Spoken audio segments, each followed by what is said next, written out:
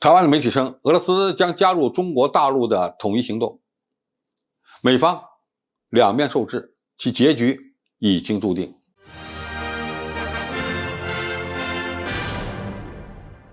观众朋友、网友朋友，大家好，我是付天少。近日，台湾的绿媒《自由时报》发表了国际评估和战略中心的军事专家费雪里的文章。他在这篇文章里称说2021年中国和俄罗斯的军事合作大幅度的升级，已经近似于结盟。长期以来，美国一直承担着建构与时俱进的核武器和传统战力的重任，以维持在全球范围内的威慑力量。对于日本、澳大利亚、欧洲和其他的盟友来说，当前的重点在于思考如何对完善的贡献新的战力，以强化美国对中国和俄罗斯的威慑。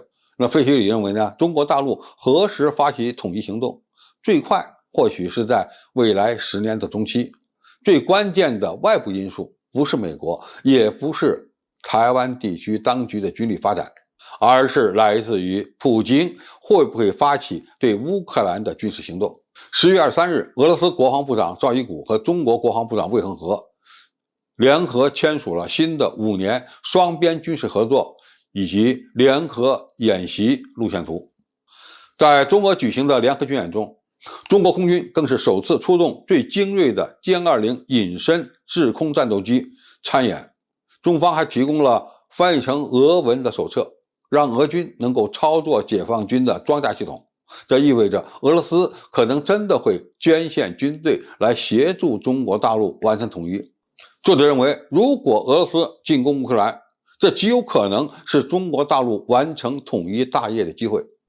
费雪里号称是知名的国际战略专家，但是从他撰写的分析文章来看，这完全是一个冷战的余孽。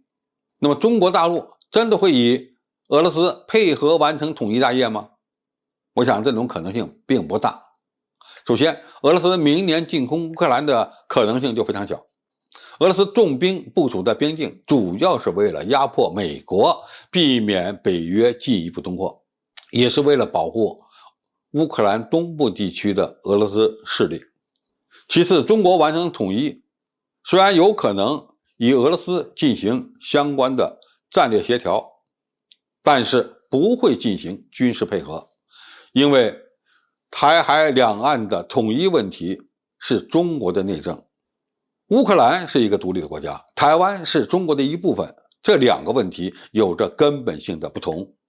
如果中国大陆被迫采取行动，用武力来完成统一，肯定不会依赖俄罗斯军队的力量。有一个很简单的道理，除了中国，几乎没有哪个国家愿意看到中国完成统一。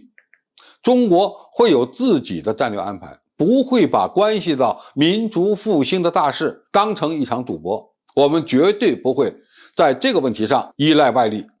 最后，中俄两国是全方位的战略合作伙伴，但并不是军事同盟国。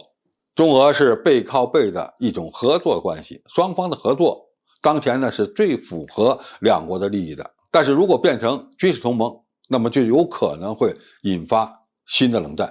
总之，从目前的形势看，俄罗斯在短期内还不至于进攻乌克兰，只不过呢是美国自己感到有些害怕。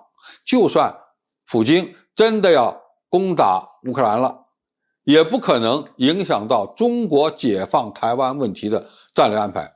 我们一定要对自己的政府有信心，因为什么时候实现两岸的统一，主动权掌握在我们手里。好，今天的评述就到这里，谢谢大家收看，我们下期再见。